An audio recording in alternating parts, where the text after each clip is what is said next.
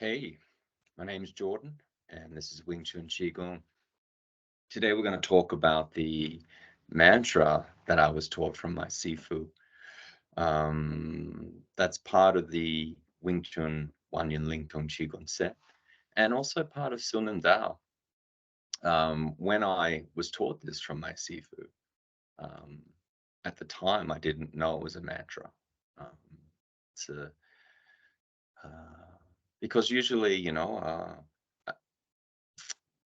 when you're taught mantra, you're given a set of syllables, like Om Abi La Hum Chit is one of the Vairocana mantras, just as an example, right? And you could use that mantra, and it contains all of the elements of earth, water, fire, air, and ether.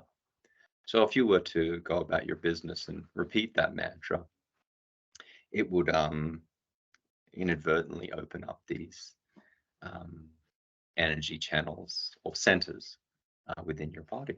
So there's a freebie. Matter of fact, with all the Buddhist mantras that I've been taught, I don't charge for them. I just give them away. But that's the honest truth with that one, and that's not the Silnam Dao mantra. That's the Vairocana one. I'm going to talk about the Silnam Dao one because it's quite interesting, and the discoveries I've made along the way. So, when I was taught this by my Sifu, it consisted of actually two syllables, and you'd say the first one and then the second one. And just trying to remember the timeline. Yeah. And then a little later, and I'm more than happy to give this information because you can go and research yourself, right? And verify the things that I'm talking to you about. If you don't feel like doing all of that research that I've done over the last decade or more, feel free to sign up to the wingchunqigong.com um, program, and I just give this information, and you just go through the lessons very proficiently. But in this history, I used to practice these two sounds. And probably during that time, I looked at it, and my Sifu had informed me that it was good for building lower dantian. And that is absolutely correct. It's a method that, in Hong Kong or China, you hear the term Heigong or Qigong, same thing, right? And so this is a way that you can use breath work and also build an iron shirt. Sorry, that's one way, right? You can use the breath work to build an iron shirt. You can use the breath work to do other things. In this case, we're using the breath work to build the lower dantian. And these two syllables assist with that. Also, they make your lung capacity a lot stronger. Now, I had done previous studies in yoga. So you have yoga asanas, which is the postures, and also pranayama. And pranayama consists of multiple types of breath work. I'm not going to go into those in those videos, but this was different from those, right? You can find those in many yoga books on pranayama or on the internet. If you go search, and you'll see there's like probably around 5 or 6 types of breath work. And so I thought, oh, okay, that's interesting. I just, whatever the Sifu says, you just do it, right? And it wasn't until later that I was reading a different book by Bill Beaudry. And he's got multiple books. You can find him on Amazon and his website as well. I think it's called meditationexpert.com. But he's gone a bit dark. Like I haven't seen a book from him in quite a while. Not that he's not doing those things. He used to be a bit more proficient in like the early 2010s. And in one of his books, I think it's a book on qigong or pranayama. And it says he divulges the secrets and so forth. Um, when I went through that, I realized that he spoke of these mantras that had been given to martial arts students from their teachers but they didn't know what it was. And because the teacher didn't know what it was, it kind of been lost. And I take the same thing sort of happened to my teacher, which was Sifu Greg, who was a direct disciple of Yip Man. And so what's interesting is Yip Man has taught him these things in secret. And then Sifu Greg has taught those to me as well. Looking further into it, I noted that this mantra had come mostly from Ermey Mountain. Okay, so there's the Ermey sect, Ermey Mountain. You can go and see photos on the internet, or you can go visit it yourself. There's a temple there, a Buddhist temple, and I think it has there's this lovely statue up there. And so from that sect, the mantra itself consists of 3 syllables, not 2. So I found that kind of interesting. I was like, well, why is there 3, but I've been given 2, and where do they interoperate? There was another teacher. I have it on my bookshelf over there. He does a lot of medical qigong and also quite esoteric. And in his book of all of these different esoteric meditations, I found these 3 syllables, and they interrelate with the lower dantian, middle dantian, upper dantian. So that's how I started to realize, it's beginning to be pieced together. These syllables are resonance that energizes within the body the centers that are associated with lower, middle, and upper dantian. A little later, I'm just trying to think. Things get a bit jumbled with the timeline, but I also found that this mantra is actually it's originally from Tantra. Okay, so its root goes all the way back to ancient India. And that has come through, these Tantra techniques have come through in through Buddhism, and then that's filtered into, say, China and even Hong Kong, and here I am in Australia, right? Which is kind of fascinating. And if you have a look, I think the term wushu means, a type of technology. So my Sifu used to talk about the iPad, like the iPad doesn't just stay static. You keep releasing new versions of the iPad with the one you've got, and then there's a new iPad that comes out, and then a new one. So you're always upgrading your technology. And you probably described it like that because I got a computer science major and I work in IT and security, right? So, but it makes perfect sense to me. He's a great teacher like that. He could pick the student, know what their mind's like, and then give them little tidbits like that. And so these technologies have been handed down through the ages from master to student, master disciple, master student, right? And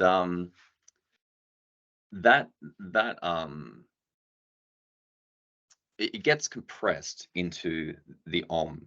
So you might have heard people do an Om mantra, just one syllable, Om. But actually, the Om, I originally found that it consisted of 3. Remember, I was taught 2, and then you find there's Om, which is 1, but it's not 1.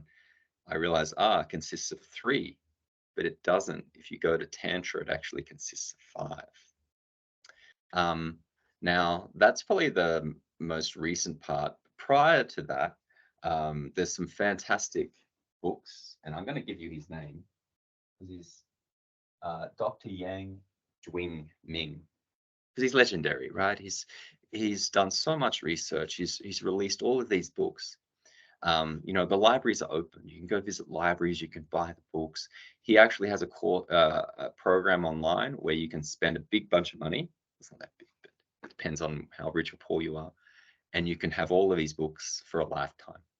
If I hadn't bought so many of his books, this is what I do, guys. I buy all these books. I go to the libraries and I take all the books and I give them back. I go to secondhand shops and I'll get like 20 of them, read them all. And I probably keep one. Sometimes I throw them all out. They're all useless. But his ones are the ones that I've never thrown out. I've always kept. And in one of his books, I can't remember which one now because there's quite a few that I read. Not only does he go through the meridian lines, he also goes through certain acupuncture points. And with those running along Renmon and Dugmon, there are certain sounds that trigger those points, you see? And there's another dynamic where I was starting to bridge the what you could call, I'm not going to call it Chinese medicine. It's more but we are mucking around with meridians and acupuncture points. So that's what I mean. But it's not so much producing a technique for for medicine. It's because you've gotten injured or you're sick and you need to heal yourself. That's not the point of this mantra.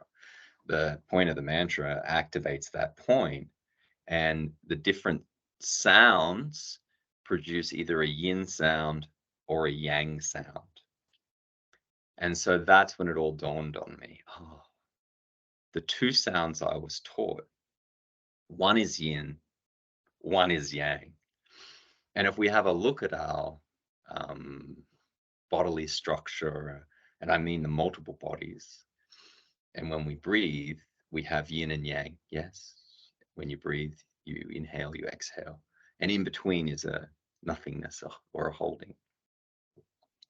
And so the two sounds themselves are only what are found within Silnim Dao, because you have a yin movement and a yang movement. And those movements you will find in section 1, right? Everyone knows the movements. They're slightly different across different lineages and so forth, but there's an outward flow along center line and then an inward flow. And so there's this correlation where you interconnect the breath work, the mantra, and the bodily movement with that flow. From there, I have kept that unchanged. That is exactly what was taught to me, and I just was doing it. Didn't know what I was doing, but just did it. And having this knowledge that I'm teaching you now, that can help you, but I could not talk about any of that and just give you the technique and you just do it, right? It's sort of like if you're doing weights, kind of exactly like that. If I showed you the technique of how to lift weights properly and you did that, you would gain muscle. But if I just talked about the science of it, you gain nothing except a bit of knowledge about it. This video is a little like that. That's why I do them. I give you knowledge because you should be practicing on your own. If you want the um, the meat on the bone, you have to take the program. But all of this would assist you because you'll do the technique, and then you'd also understand where it came from and what it's doing, not only to your physical body, such as your lungs or your diaphragm and lower abs, for example, but also your energetic body, where we talk about the meridians and these acupuncture points.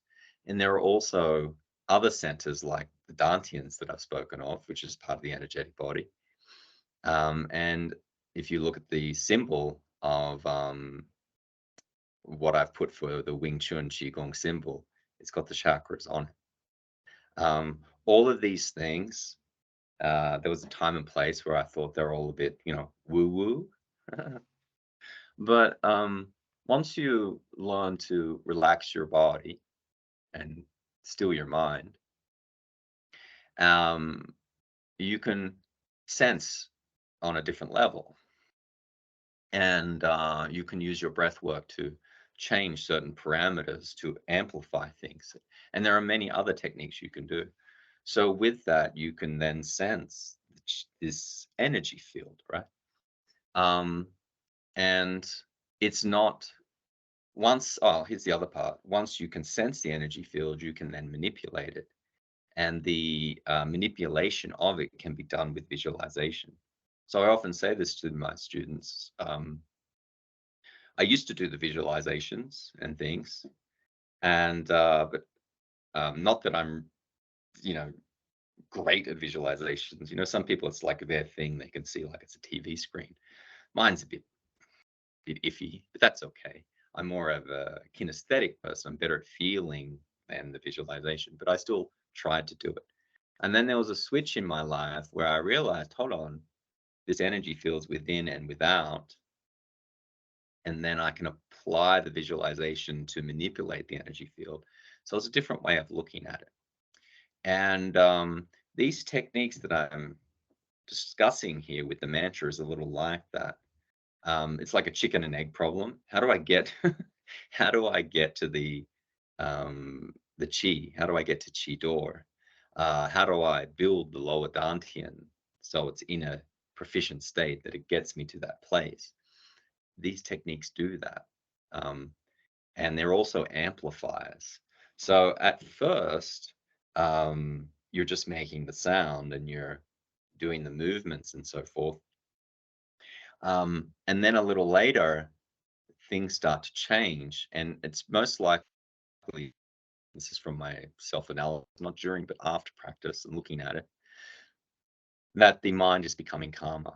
When the mind becomes calmer, you get the chance for the energy to settle and also for the channels to open. When the channels open, the mind becomes calmer. And there's this sort of circular pattern. The more open and aware you become, the more open the energy centers become, the more that the chi can flow, the more calmer you become, right? It just sort of goes like that. And so what I noted was, and this is where I slightly changed things in the Wing Chun, Wan Yin, Ling Tun, Qigong course, there are these two sounds. But then I look at it and go, well, it's just the same as Silnam Dao, where I'm working on my yang energy and working on my yin energy and articulating those points and learning to apply Dantian. But in the Wing Chun Ling Tong Qigong syllabus, it's more, a better way of describing it is it's a plethora of Qigong into the esoteric, things that are usually hidden, but I've got them disclosed in each technique. So there's nothing that you miss. You get what's called Jibin Gong, which is like fundamental work. You get Yi Jin Jing, where there's an opening of your physical body and energetic body. You get Ji Shui Jing, or marrow brainwashing, which is the spiritual side of Qigong. And it's all in there. So when you understand all of those things, then you can take the technique and modify it. Um, Now, that's what I've done. I didn't modify it by, oh, I'm going to just try this thing.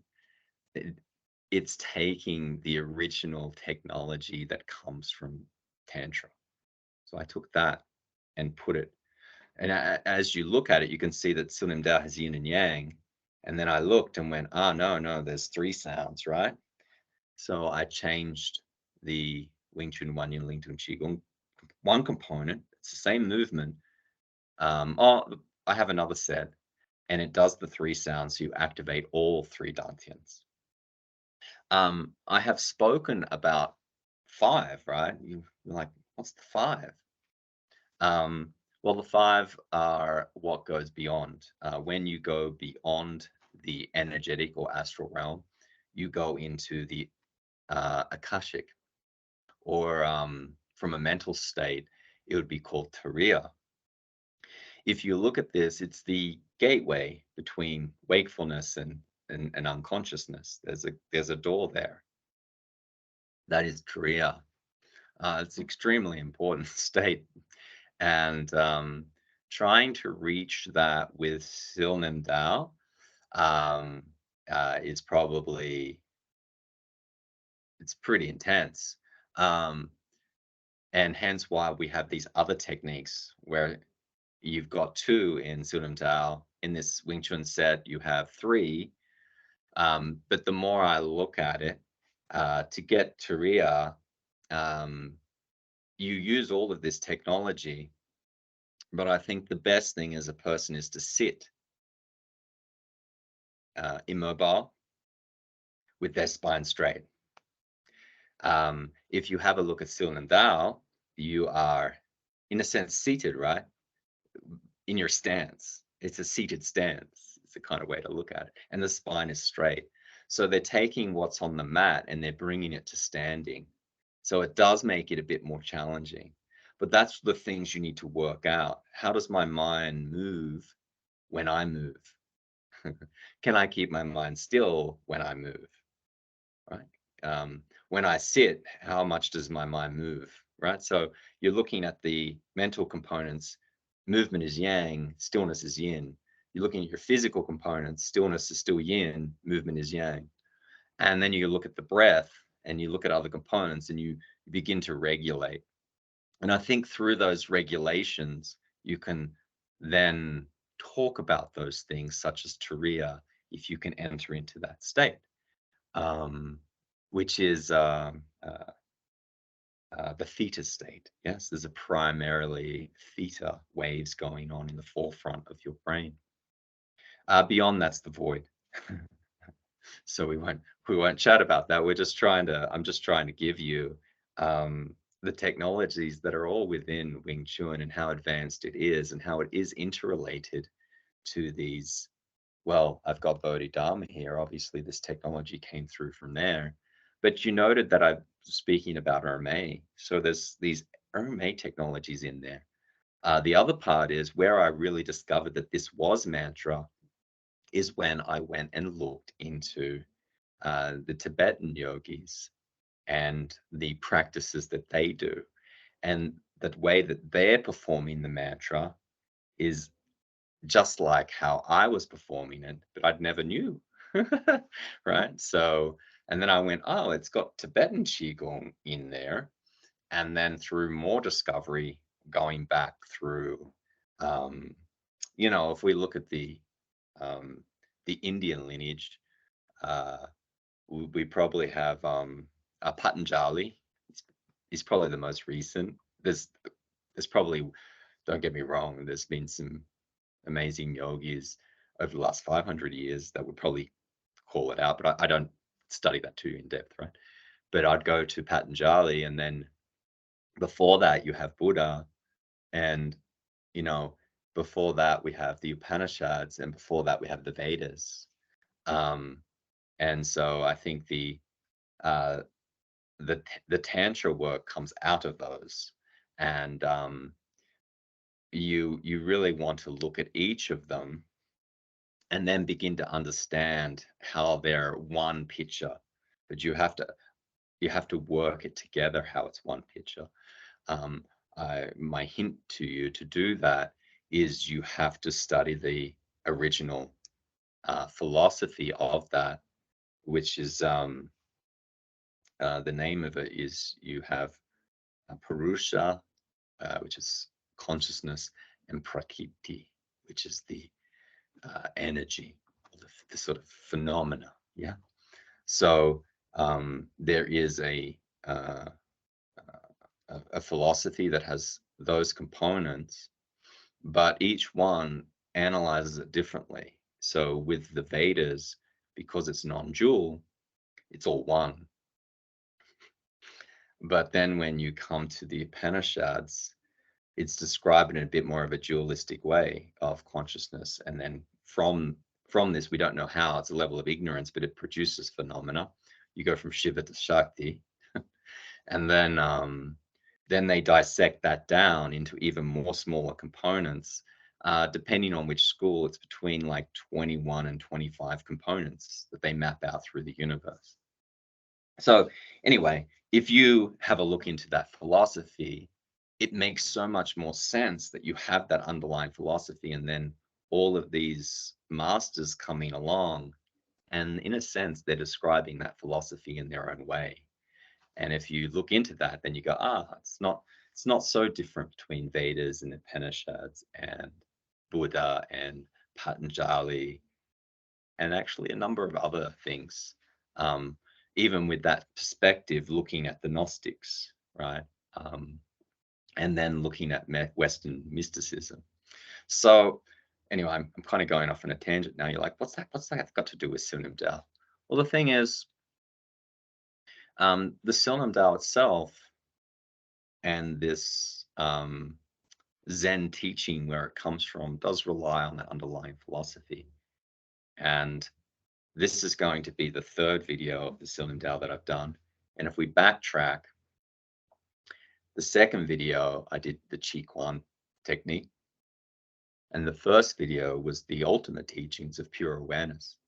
And that is Purusha. So from these philosophies, they say if you want to reach or remember, see, you can't just be separate from God, because if you're separate, the finite can never become infinite. It doesn't work that way. So you either are, and you have to remember that you are, or you're just a speck that's going to get evaporated as soon as you die.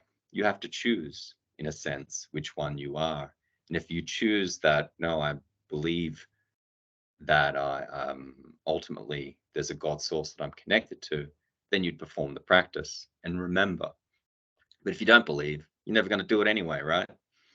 But if you do believe and you don't practice, that's nonsense as well, because your underlying understanding is still in duality. So the practices are these technologies to bring you back to Purusha or Ishvara or Ein Sof or God or Allah or whatever you wish to call it. Doesn't matter. Buddha nature, it doesn't matter. That's just a name. But if you don't ever see it or understand it, you never tasted it, so you don't know. Right? It's just a name in your head. And so that first video I did on Silnam Dao is the training from that philosophy, and was always the sort of original training, and was the original training that Buddha gave to people, which was this pure awareness. Now, when they couldn't do that, right? Some could because they're at a higher level, and then some couldn't. So he gave differing techniques for those people. And that's why I've given you the Qi Quan. Some people can't do that properly. So what do? Give them mantra. I don't do, there's some Zen schools I've gone to, and they do goans, what's the sound of one hand clapping in the woods, that sort of thing. Never been taught that as part of Wing Chun. I find that if you can work through what I've done in this order, that you do the mantra, and you're really learning to get some stillness in your mind, then you practice yoking Qi Quan, and you'll get a greater clarity of stillness, concentration, insight. And then once it's no longer two things, it sort of becomes one thing. And it's an open awareness with the humming of your brain in the background, because your mind's not talking to you. There is just an open awareness, and you can hear the ringing of your nervous system and blood flow. If you hit that state, then your mind is quiet, and you're in a place that you can practice this first technique. You can drop all the others. This is the other thing that was never taught to me. I had to discover it myself. So I probably practiced the mantra technique way too long. That's okay, but you don't have to. So you can see that progression. And I've done it in the reverse order in these videos, so be it. But in the course, I take you through those progressions, and then you can be in a better space of learning how to interwork your consciousness and energy. All right, that's a long video. I hope you all appreciate it, and I will say Merry Christmas, Happy New Year, and I'll try and get some more videos out in 2024. All the best.